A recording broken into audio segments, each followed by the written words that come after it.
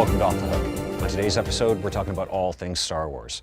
We're going to get in some lightsaber practice with River City Jedi. We're going to visit a local gaming community and look at X-Wing, a great little miniatures game. And we're going to visit the man cave and build some Imperial fighters. There's lots to see and do, so let's get to it. We're here at A Muse N Games. It's time for Thursday night Pew Pew Pew.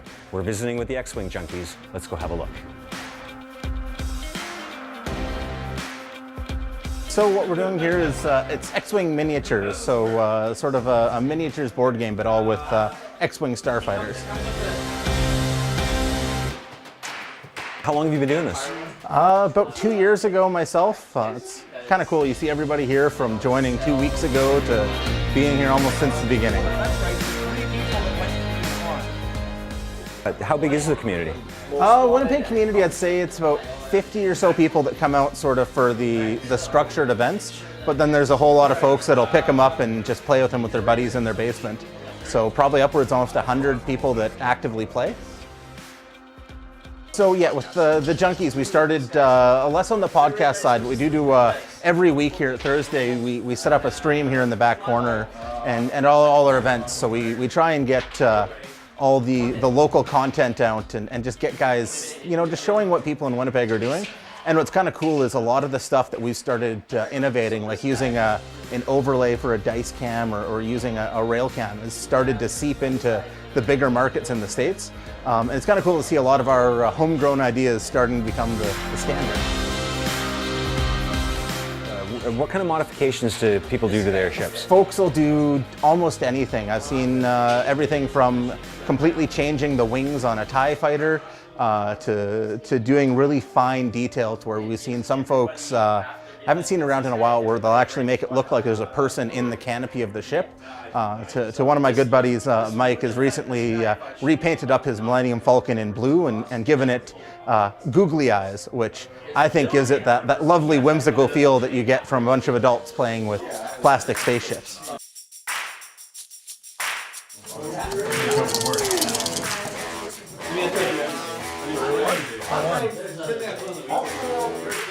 So what's cool with the way the game goes is each ship has a dial of specific movements it can do that correspond to universal templates. So a 3 hard turn will be, no matter who you are, it's always the same piece of cardboard. Both you and your opponent will set all of your dials, kind of how we have now, where we want the ships to go. So I have to plot where I want to go without knowing where he's going. And then there's a specific order of activation. So like in this case, my guy goes first. So I decided I wanted to do a hard turn in here. So all I do is slot it into, there's a slot in the front of a ship and a slot in the rear. So all you do is put the hard in and then you pull it out. And then each ship can take from a list of designated actions that'll help influence it later on in the game. So in this case, I'd take a focus action. And then that'd be the end of my turn, so I'd pass it off to Steve here. He's kind of doing a much more wide, it's a hard 3 maneuver. So after all the ships have moved and had their chance to move, then you go to what's called the combat step. So then starting from the last ship to move, you work your way back down to the first ship to move, and everyone gets their turn. So there's different range delineations of where you can attack. So in this case, I can't shoot this ship that Steve repositioned with because he got it out of range. But I do have a shot over here. So what we'll have here is I get to roll 3 attack dice and Steve gets to roll 3 defense dice. So I get to roll my 3. And then I've got ability that lets me to re-roll 1. Yeah. So in this case, I get 3 hit results.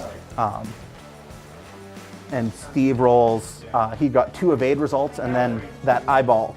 And what's cool about the eyeball symbol is that focus action we'd taken earlier, we can spend that token to turn all the eyeballs to the requisite. So if you're attacking, you can change them to hits, or if you're defending, to defense. So what's really great is the core set that comes with the game is really built around teaching a simplistic version. Where it comes, you get 2 TIE fighters and 1 X-Wing, and that's where you go. It teaches you how to move. It's just the very basics. And then you can build off that as you go. It's built to be very easy to grasp and quick to teach. Here we've got the X-Wing Junkies heavyweight title belt, which is the ultimate prize for amongst our local players here. where actually the reigning champ, Pat, who's just behind me and hiding because he's a little shy, this is the only situation where he's ever be considered a heavyweight fighter, but he will actually be contending this next Thursday here at A Muse N Games. He's got a contender who has risen through the ranks and beaten off all other comers, so he's got to put his ship flying where his ability to hang on to a belt lies.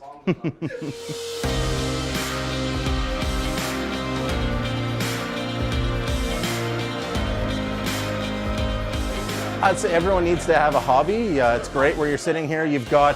We get folks from all walks of life come into the same room and sit down and all enjoy playing the same plastic spaceships. And that's the thing, there is that whimsical feel to it, where you got everything from construction workers to shop teachers to a history professor to folks that work in front offices. It's everybody that's sharing a love of, well, not just the miniatures games, but Star Wars, which has stretched back for 40 years now.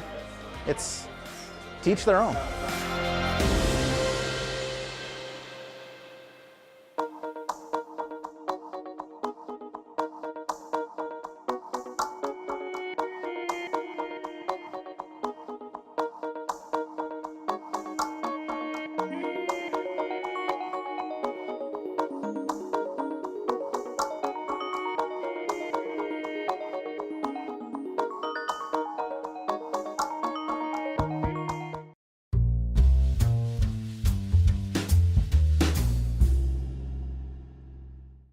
Hey everyone, today we're going to be talking about a Game of Thrones board game.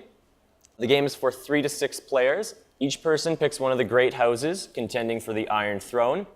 The point of the game is to try to get 7 castles, or to have the most castles at the end of the 10th round. Castles are spread out throughout the map, so you're trying to conquer more territories throughout the game. On your turn, you place order tokens down in each space that you have troops. So you place them face down. Once everybody's placed all their orders, you flip them up and carry out those orders. Combat works by adding up the strength of the troops you have on a space plus random combat modifier cards, and everybody gets to choose a house card. The house cards are characters that belong to that person's house. They have a different strength and often special effects that they can lend to the combat. Starting from the second turn onwards, before players place their orders, you flip over 3 of these Westeros cards. So they're going to add different effects, such as you might get to muster more troops into your territories, you might end up bidding on the influence tracks over here, or the wildlings could end up attacking. So that's a Game of Thrones. It's a great game, full of strategy, broken truces, lots of fun. Come check it out here at Across the Board. Thanks for watching.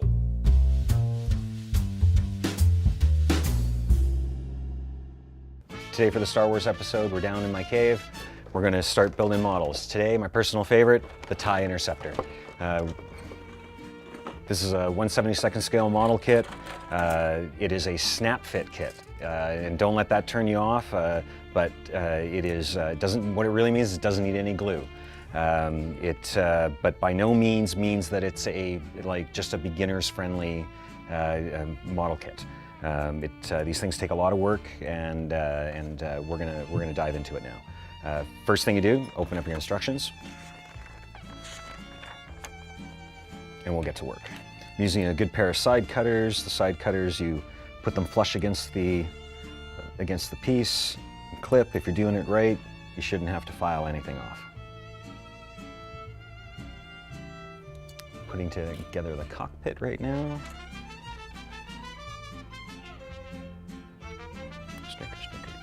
Again, no glue. Fantastic. When you're dealing with small pieces like this in particular, when you're gluing, it's hard not to get glue on other pieces. These models are snap fit, but they're snap fit like a Gundam model. They go together without any glue. The snap fit models are generally considered to be a beginner's only thing, but this is by no means a beginner's model. lots of intricate pieces, and because it doesn't require painting either, the painting is covered by having different panels. Most experienced modelers will look at the quality of the model and see that it is really well detailed, and most seasoned model builders will take detail, even if it is snap fit. For instance, there's going to be a little guy sitting in this cockpit. The hardest part is how much detail you're going to put into the cockpit before you seal it up. Most people you're never going to see it. Unless you're going to light it up, you're probably not going to see it. If you're new, maybe skip the detail of the interior. There are a bunch of water decals you can put inside as well, but we're gonna skip that. Always good to follow the instructions. Cut them out in order.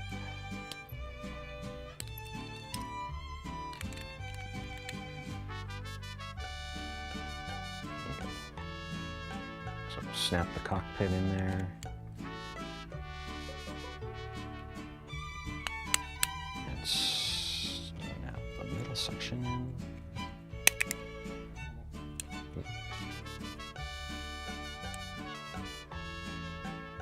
Why these are good for beginners, in fact, is that they don't need to be painted.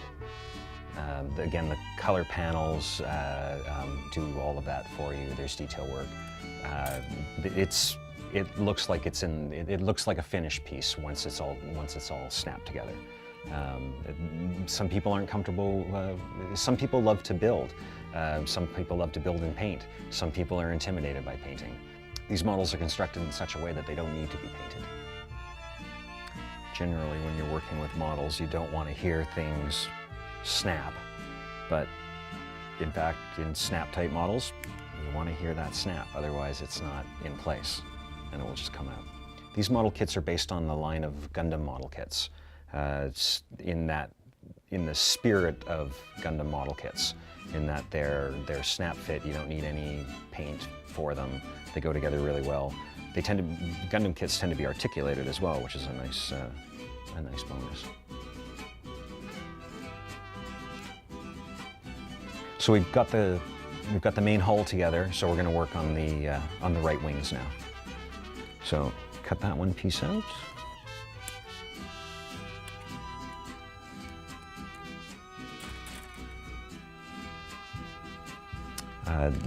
This is a good example of where you don't need, or why you don't need to paint these.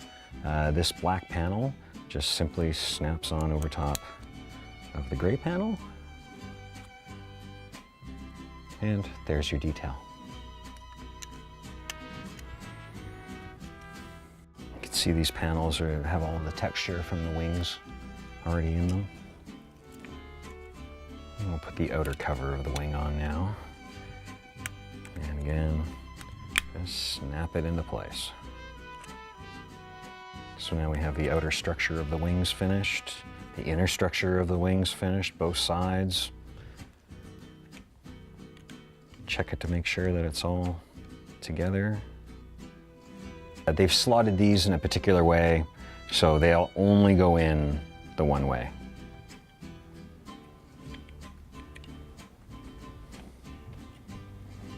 Okay, she's together.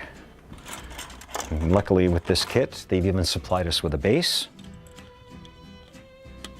A Death Star themed base.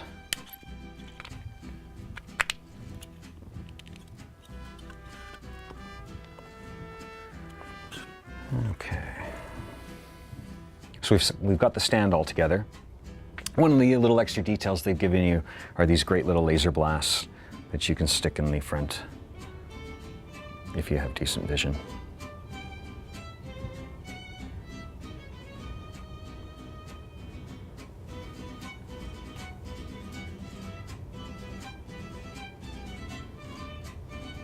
You can decide if you want your TIE Fighter Interceptor to be. And then just peg it to the bottom. And voila. One TIE Interceptor beginning to end.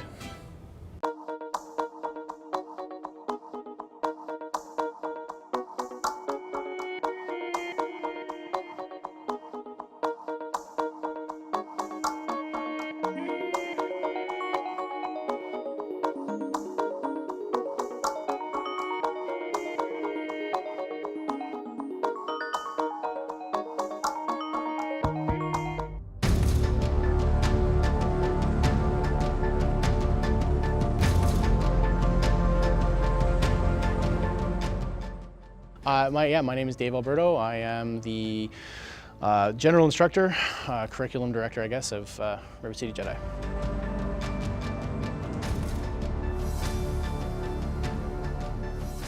It is definitely martial art. The actual forms that we use come directly from martial arts, the martial arts that are already founded in general, and then we just kind of adapt them to using an omnidirectional blade as opposed to a blade with a single cutting edge. And now David's going to show us a few techniques, a little bit of the Jedi way. David, what have you got for us? Well, let's start with your feet because everything starts from the ground up. So what we like to do is making sure that you're in a good posture to start with. So what we like to do is say, if your enemy is in front of you, you want your dominant foot pointed at your enemy. So that toe is going to be pretty much where you're going to be pointing at. And then you're going to create like an L in a comfortable kind of stance. So what I'd say is open that up a little bit and make sure that your heels aren't on the same line. So what I like to do is say, if your feet were together and they're like this, that means they're not wide enough. So what you need to do is move that out a little bit. Yep. And now you should be able to bend your knees and be comfortable in a nice, easy stance to be able to move back and forth if you need to. Then we go to holding the lightsaber.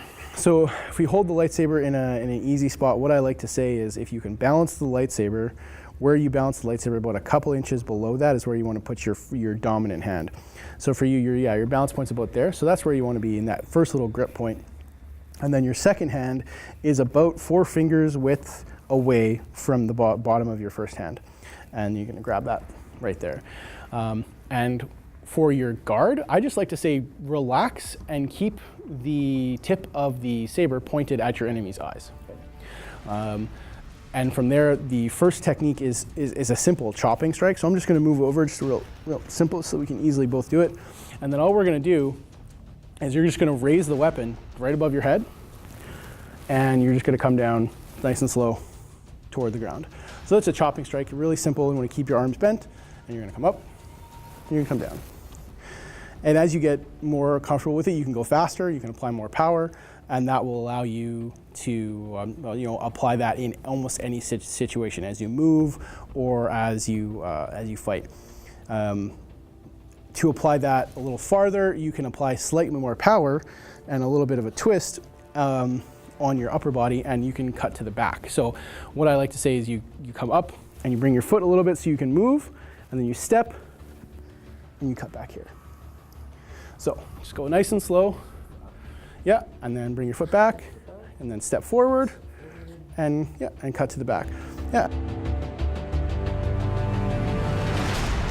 For me, it's affected me pretty well, pretty heavily. I started off, I was almost 100 pounds heavier than I am right now, and I just it kind of showed me that there are other things that I can do with my life to get fit than just the things of going to the gym and lifting weights and those types of things. So it gave me an extra outlet to provide me something to do. And then for myself, I found it a great motivator because being the instructor of the class, I found that if I was not going to do things outside of class to increase my fitness, increase my health, then it was something that I should be setting the example. So I've gone out and done other things to increase my health to be a positive role model for my students. And whenever you're going to start a cut, you always want to make sure that your weapon is here. If you're doing this, unless you're chaining strikes together, you always want to start from center, because if your weapon is here, someone can't just run in at you because they're going to stab themselves. So weapon's here, comes back, step, and cut. Really simple. And that's the first strike that anybody learns. Once they get to being able to do that, then we start learning how to chain them together. So your first class, when you show up, the free class that you get to attend, is essentially the same what I gave you so before. It's essentially just you learn how to move, and then you learn how to move with the saber, and then you learn how to swing a saber. You're not going to just show up and put on gear and fight somebody. You're generally in class for about 6 to 8 months before you're actually hitting somebody with a saber, specifically because we need to know that you know enough that you're not going to get hurt or hurt somebody else. The simplest thing to do when you're fighting somebody is actually just to reach out and touch somebody with your saber. The most common strike you're going to get is a touch strike rather than a big chopping strike. It's not like the movies where you're just going to swing and hit somebody. You're probably just going to reach out and touch them. So in order to do that, when you're holding an ready stance, and all we're going to do is just kind of reach out, and all you're going to do is create a little rainbow with the tip of your weapon. So from here you're going to come up and around and touch.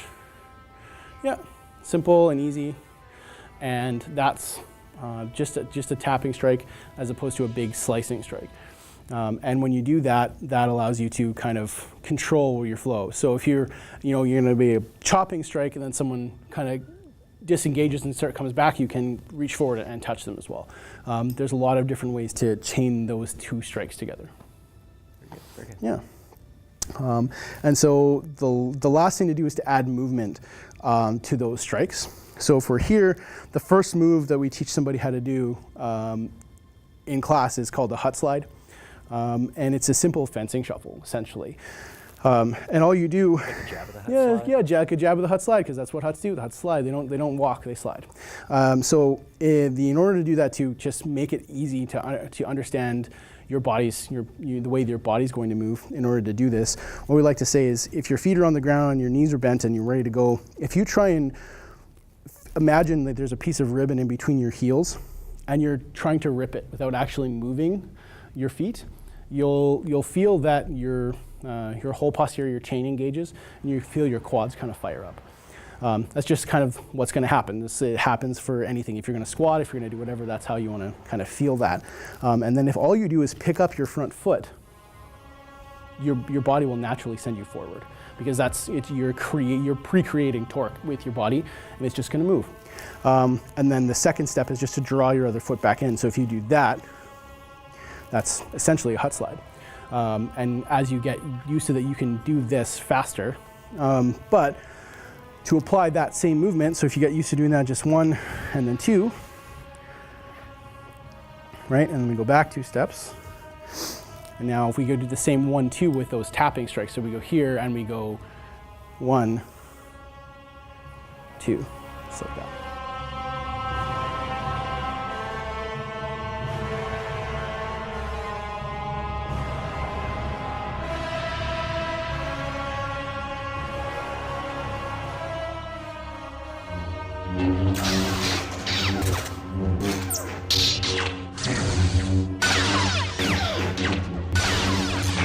Wow. Okay. Well, David, thanks a lot. We're talking with David Alberto from River City Jedi. Thanks for teaching us everything today, and we're off to do some dueling.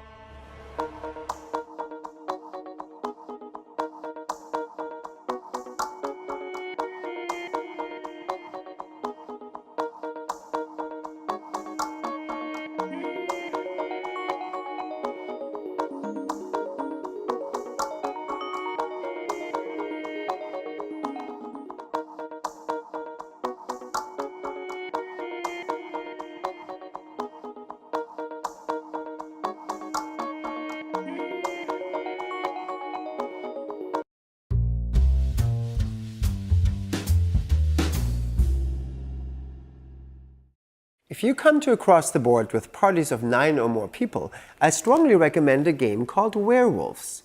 Werewolves comes in a very small package, but do not be fooled, it gives you hours of fun. It basically comes with a set of cards that describe different rules. Let's say we're 10 people. In this game, 7 of us are villagers and 3 of us are werewolves. We're going to shuffle the cards, and we're going to give a card to each person playing. Now they're either a werewolf or a villager. A game master will tell us all to close our eyes. Then the werewolves will open their eyes and point at somebody that they would like to eat. After that, the whole village will wake up and one person has been eaten. Now everybody's trying to find out who were the werewolves. So we're starting a discussion. Is it you? Is it you? I heard some wrestling in the corner. Of course the werewolves want to lie, saying no, it wasn't me, and so on. After a while, we will point at the person that we think is a werewolf. Whoever has the most fingers pointed at them will be lynched by the mob. Hopefully it's a werewolf. We continue the game until either all the villagers have been killed, in which case the werewolves win, or all the werewolves have been killed, in which case all the villagers win. It's a game of perception and deception. So, if you feel like backstabbing your friends, Check out Werewolves here at Across the Board. See you around.